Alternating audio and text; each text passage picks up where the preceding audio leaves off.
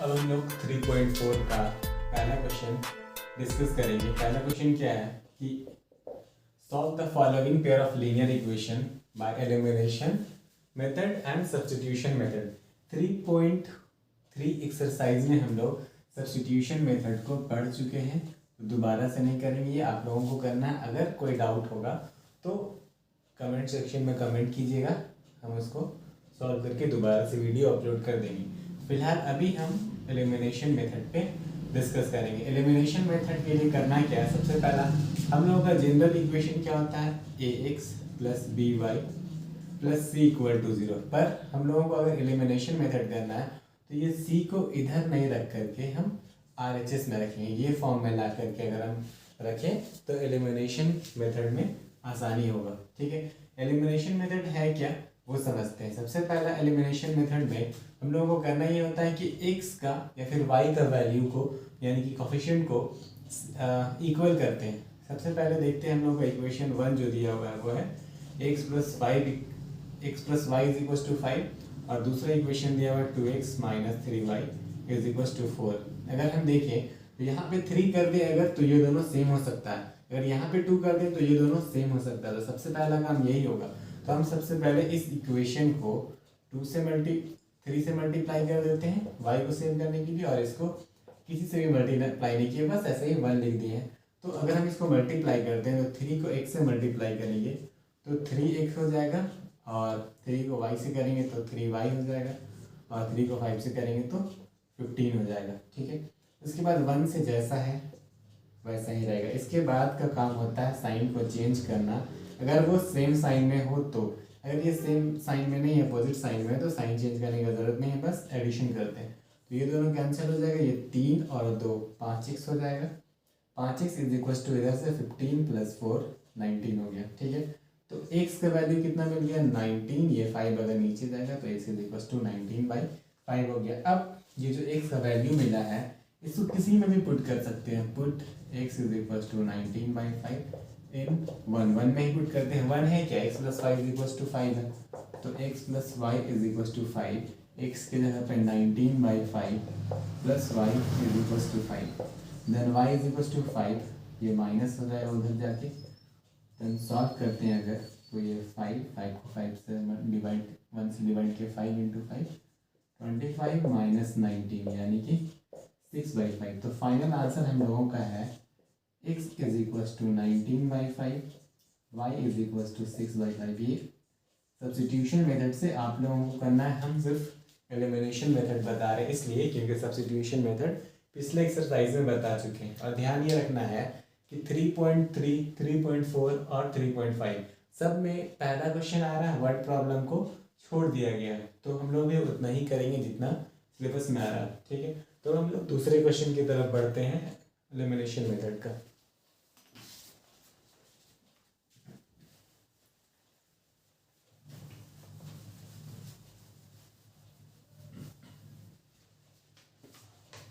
दूसरा क्वेश्चन है 3x plus 4y equal to 10। 3x plus 4y equal to 10, ये पहला इक्वेशन है। और दूसरा इक्वेशन है 2x minus 2y equal to 2। 2x minus 2y equal to 2। अगर हम यहाँ ध्यान दें तो ये 4 है, ये 2 है, अगर इसको भी 4 कर दे तो सॉल्व करना आसान हो जाएगा। तो हम क्या करेंगे, इसको 1 से रहने देते हैं और इसको 2 से मल्टीप्लाई करते हैं ताकि इसका y का दोनों का टर्म सेम हो सके। तो क्या हो जाएगा, पहला इक्वेशन जैसा है वैसा ही लिखेंगे, 3x plus 4y equal to 10, और इसको अगर हम 2 से मल्टीप्लाई कर दें तो 2 इंटू 2 4x, फिर 2 into minus 2 plus minus minus 2 into 2 4y is equal to 2 into 2 4।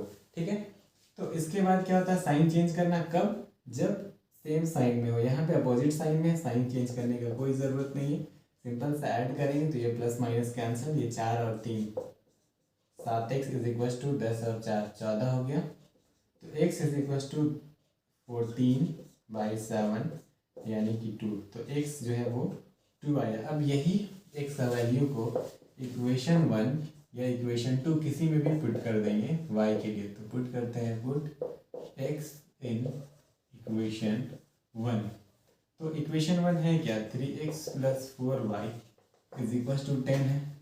तो x की जगह पे अभी हम लोगों का आया है 2, तो 3 × 2, ठीक है, प्लस 4y = 10। अब क्या होता है कि ये जो 4y है उसको रहने देंगे, ये 3 × 2 6 जो इधर प्लस में है उस तरफ जाएगा तो माइनस, ठीक है। तो 4y = यहाँ से 4 हुआ, y = 4/4 यानी कि कट के 1। तो फाइनल आंसर क्या हो गया, x = 2, y = 1 हम लोगों का फाइनल आंसर है, ठीक है। आई होप समझ में आया। अब तीसरे क्वेश्चन की तरफ बढ़ते हैं। तीसरा जो क्वेश्चन है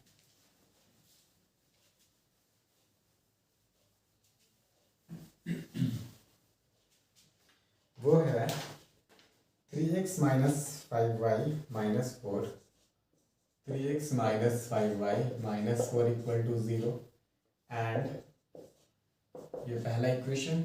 दूसरा इक्वेशन है 9x = 2y + 7। हम पहले ही बता चुके हैं कि जब इस तरह का इक्वेशन होगा तो हम इसको लिखेंगे ax + by = c के टर्म्स में। तो हम इसको पहले ax + by = c के टर्म्स में लिखते हैं।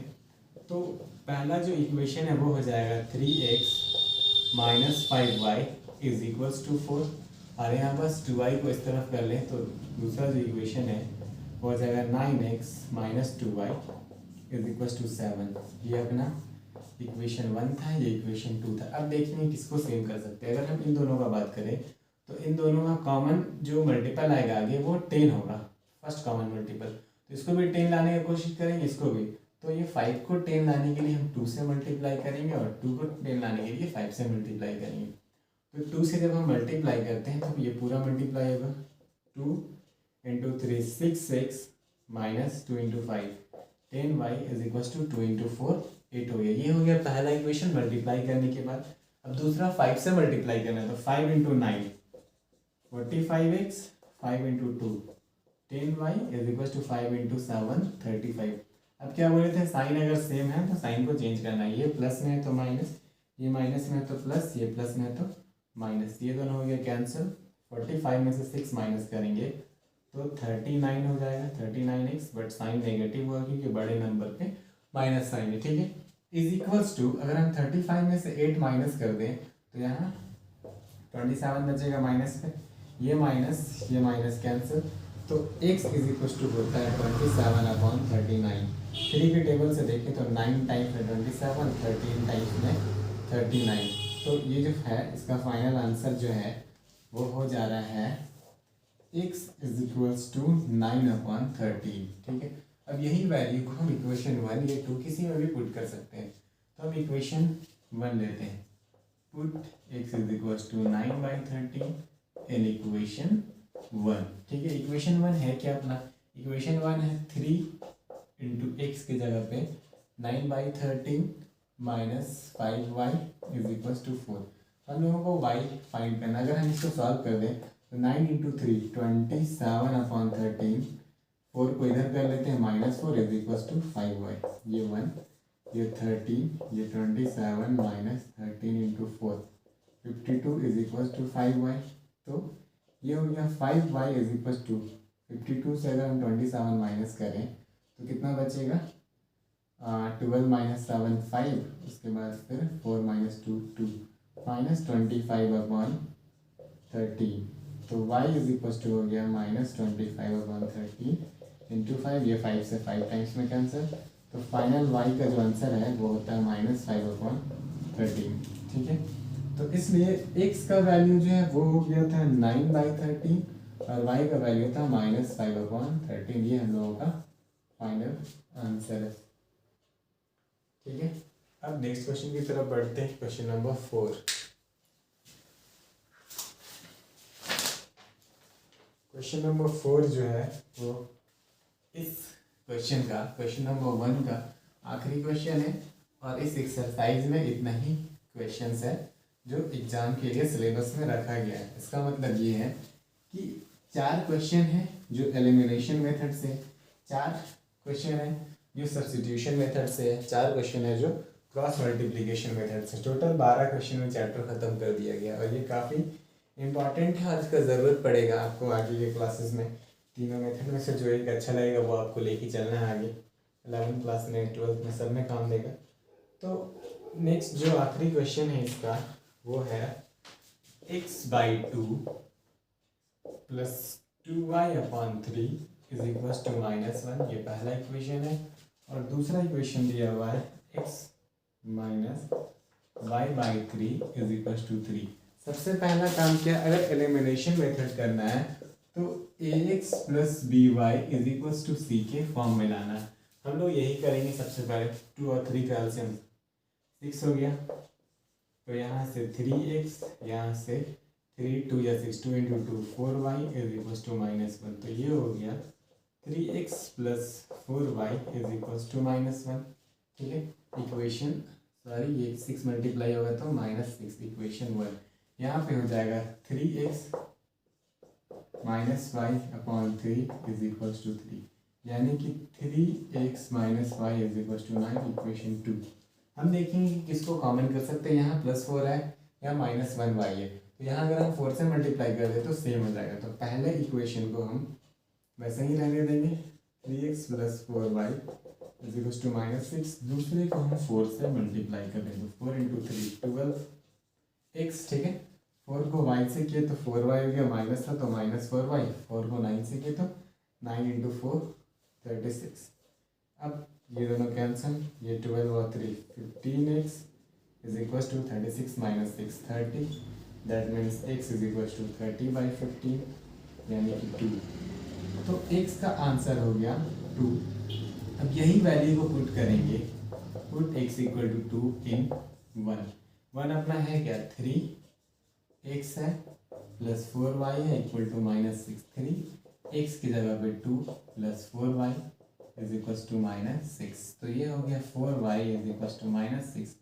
3 + 3 × 2 6 हो गया, उधर जाके -6, यानी कि 4y is equals to -12, y is equals to -12/4, यानी कि y इक्वल टू -3। तो फाइनल आंसर हो गया x का वैल्यू 2 और y का वैल्यू -3।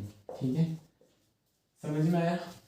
तो अब हम लोग बढ़ते हैं 3.5 यानी कि क्रॉस मल्टीप्लिकेशन मेथड में। समझेंगे क्रॉस मल्टीप्लिकेशन मेथड क्या है, और हम लोगों को यही पढ़ना है, एलिमिनेशन, सब्स्टिट्यूशन और क्रॉस मल्टीप्लिकेशन मेथड। तीनों मेथड अच्छे से जान लेंगे, अच्छा मार्क्स उठेगा। ठीक है, अब हम लोग डिस्कस करेंगे 3.5 का क्वेश्चन नंबर 1। इसमें पूछ क्या रहा है, which of the following pair of linear equation has unique solution, no solution और इनफाइनाइटली मेनी सॉल्यूशन। ये चीज़ हम लीनियर इक्वेशन को स्टार्ट करने के टाइम पे ही बताए हैं कि कब यूनिक सॉल्यूशन होगा, कब नो सॉल्यूशन होगा और कब इनफाइनाइटली मेनी सॉल्यूशन होगा। उसके लिए हम लोग इक्वेशन 1 और इक्वेशन 2 को जनरल फॉर्म से a1 b1 और c1 लिखेंगे और a2 b2 c2। General form क्या होता है, ax + by + c = 0। तो इससे अगर हम कंपेयर करें तो इक्वेशन 1 से मिलता है a1 इज इक्वल्स टू 1, कुछ नहीं इसके बगल में तो 1, b1 is equals to -3, c1 is equals to -3। ठीक है, फिर इक्वेशन 2 से बात करें तो a2 is equals to 3, b2 is equals to -9, c2 is equals to -2। तो अब हम निकालेंगे पहले a1/a2। a1 1 है, a2 3 है, 1/3 हो गया। ठीक है, इसको मान लेते हैं, कुछ भी इसको ऐसे करने देते हैं। अब हम a1/a2 निकालें तो b1/b2 भी निकालेंगे।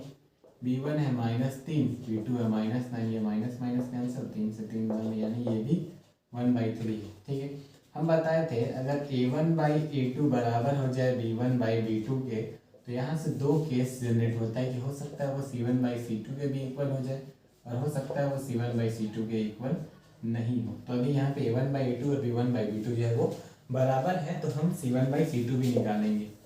तो c1/c2 अगर निकालते हैं तो यहाँ से है -3/-2, माइनस माइनस कैंसर, ये है 3/2। दैट मीन्स यहाँ पे बोल सकते हैं a1/a2 is equals to b1/b2 is not equal to c1/c2। अगर ऐसा कंडीशन आता है तो हम लोग बोलते हैं कि जो लाइन है वो पैरेलल लाइन है और यहाँ पे जो है एक भी सॉल्यूशन नहीं है, मतलब कि ये नो सॉल्यूशन हो गया।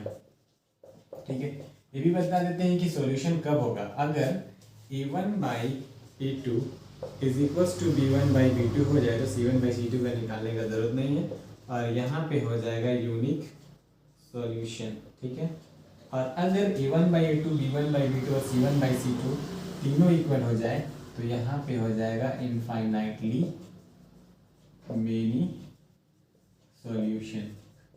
ठीक है, अगर ये इनफाइनाइट यूनिक सॉल्यूशन होता तो हम लोगों को इसको क्रॉस मल्टीप्लिकेशन से सॉल्व करने बोला। ठीक है, तो पहला नंबर तो जो है उसका आंसर आया नो सॉल्यूशन, तो इसको हम कोई सॉल्व नहीं करेंगे आगे। अब हम क्वेश्चन नंबर 2 में देखते हैं कि क्या उसका सॉल्यूशन है या नहीं है। ये चीज़ बताने से पहले हम ये डिस्कस कर लेते हैं कि क्रॉस मल्टीप्लिकेशन होता क्या है। तो हम क्रॉस मल्टीप्लिकेशन को डिस्कस करते हैं पहले। तो हमारे पास जो इक्वेशन होता है वो a1x plus b1y plus c1 equal to 0। देखिए यहाँ पे सब टर्म को LHS में रखें, RHS में इक्वल टू 0।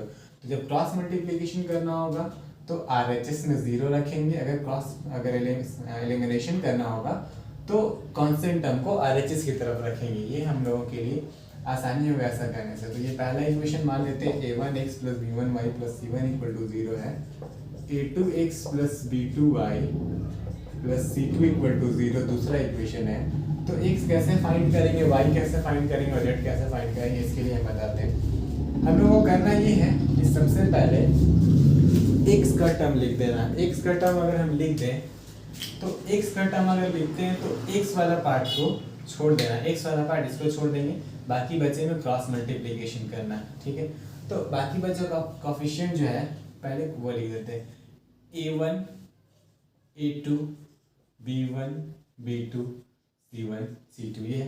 तो अगर हम x को लिखते हैं तो x का कोफिशिएंट यानी a1 और a2 को छोड़ देंगे तो क्रॉस मल्टीप्लिकेशन होगा b1 c2 और माइनस b2 c1। तो यहाँ पे लिखेंगे b1 c2 minus b2 c1। ठीक है, उसके बाद यहाँ plus sign alternate sign change होगा, अब होगा माइनस। ठीक है, अब जब y का लिखें तो y का कोफिशिएंट यानी कि b1 और b2 को छिपा देंगे।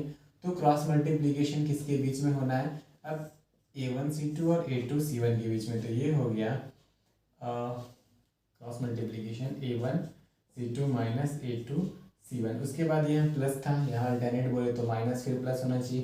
कांस्टेंट में ऊपर 1 रखेंगे तो कांस्टेंट टर्म को छिपा देंगे। तो कांस्टेंट टर्म को अगर हम छिपा दें तो हमको दिखता है a1 b2, ठीक है, और फिर a2 b1।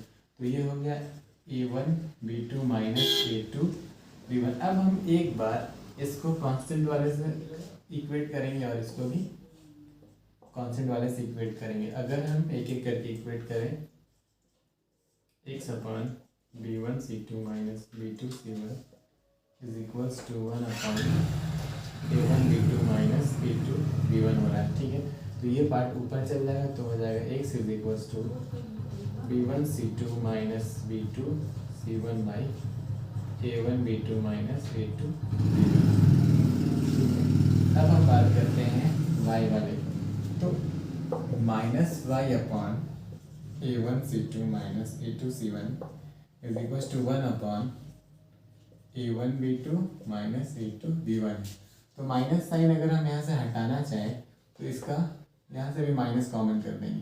तो माइनस कॉमन कर देंगे तो यहाँ से हो जाएगा a2 c1 minus a1 c2 और ऊपर माइनस, ये माइनस माइनस कैंसिल, यहाँ इधर जैसा है वैसे a1 b2 minus a2 b1। तो y इज इक्वल्स टू हो गया है a2 c1 minus a1 c2 by a1 b2 minus a2 b1। ये जो है ये y निकालने का और ये x निकालने का फॉर्मूला हो गया क्रॉस मल्टीप्लिकेशन मेथड से। बट फॉर्मूला याद करना थोड़ा लेंथी हो सकता है, इसलिए हम लोग समझते हुए चलेंगे। ये चीज़ जो हम समझाने के लिए यूज़ करें यही चीज़ सेम टू सेम क्वेश्चन में करेंगे, 2-3 बार प्रैक्टिस करेंगे तो खुद याद हो जाएगा। ठीक है, तो अब क्वेश्चन करके समझते हैं।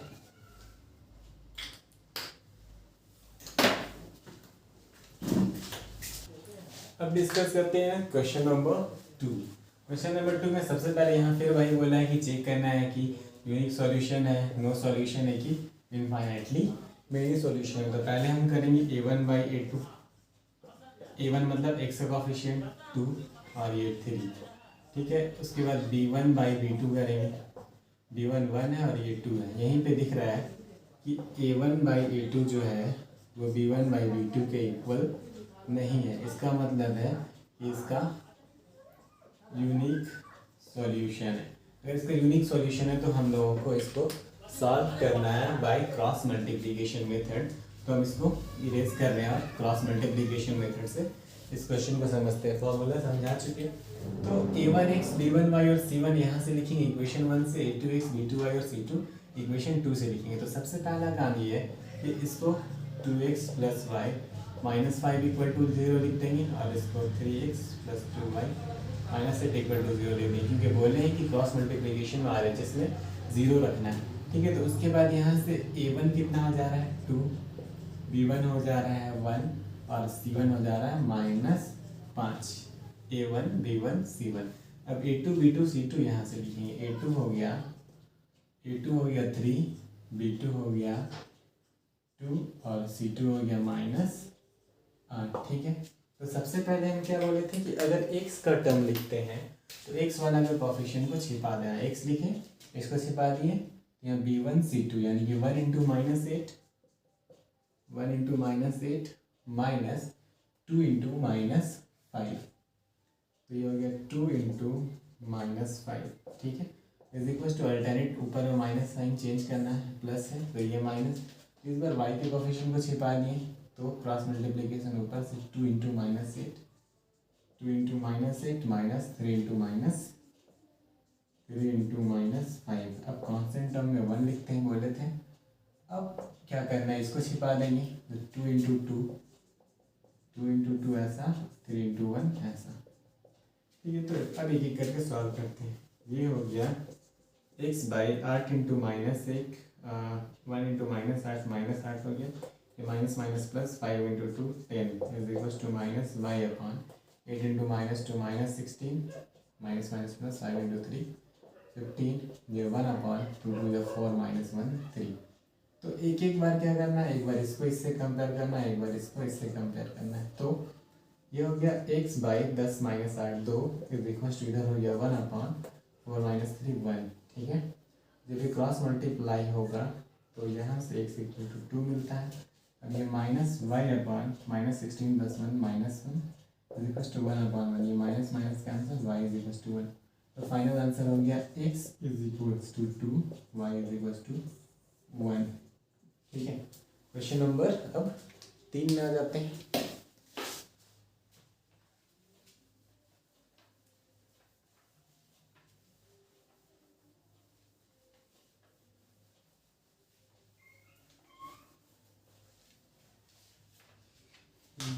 थर्ड नंबर में जो क्वेश्चन है वो है 3x minus 5y equal to 20। 3x minus 5y equal to 20 equation 1। और दूसरा है 6x minus 10y is equals to 40। सबसे पहला काम क्या बोल रहे थे कि सबको LHS में लिख देना। तो ये हो गया 3x minus 5y minus 20 equal to 0। ये हो गया 6x minus 10y minus 40 equal to 0। अब लिखते हैं a1 3 है, b1 -5 है, c1 -40 है। a2 इक्वेशन 2 से a2 6 है, b2 -10 है और c2 ये -20 है और ये -40 है। अब चेक करेंगे a1 by a2, b1 by b2 और c1 बाई c2 निकाल के कि यूनिक है या इनफाइनाइटली मेनी सॉल्यूशन है या फिर नो सॉल्यूशन है। a1 by a2 is equals to आ गया 3/6, कहने का मतलब है 1/2। b1 बाई b2 जो है वो है -5 बाई -10, कहने का मतलब है 1/2। c1 बाई c2 जो है वो -20 बाई -40 है, कर दिया 20 से एक बार में, दोबारा 1/2। अगर a1 बाई a2 बराबर है b1 बाई b2 के और ये बराबर है c1 बाई c2 के, इसका मतलब कि लाइन जो है वो कोइंसिडेंट है और इसका इनफाइनाइटली मेनी सॉल्यूशन है। ठीक है, यानी कि इसको भी सॉल्व करने का कोई ज़रूरत नहीं है। अब हम लोग क्वेश्चन नंबर 4 में आते हैं।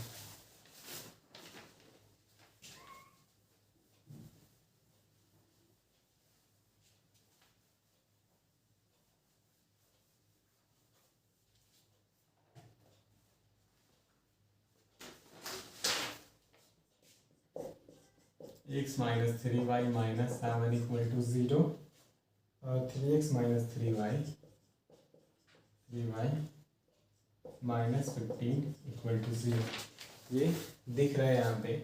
अगर हम इससे लिखते हैं इक्वेशन 1 से, तो ये हो गया a1 equal to 1, b1 equal to -3 और c1 equal to -7, a2 equal to 3, b2 equal to -3 और c2 इज इक्वल टू -15 है। ठीक है, सीधा सा दिख रहा है कि ये a1 बाई a2 जो है वो है 1/3 और b1/b2 जो है वो है -3/3 यानी कि 1। तो यहाँ से मालूम चलता है a1/a2 not equal to b1/b2 है। इसका मतलब ये इसका यूनिक सॉल्यूशन है। अगर यूनिक सॉल्यूशन है तो क्वेश्चन में ये बोला है कि क्रॉस मल्टीप्लिकेशन मेथड से सॉल्व करना है, तो हम इसको क्रॉस मल्टीप्लिकेशन मेथड से सॉल्व करेंगे। इसको इरेज करते हैं।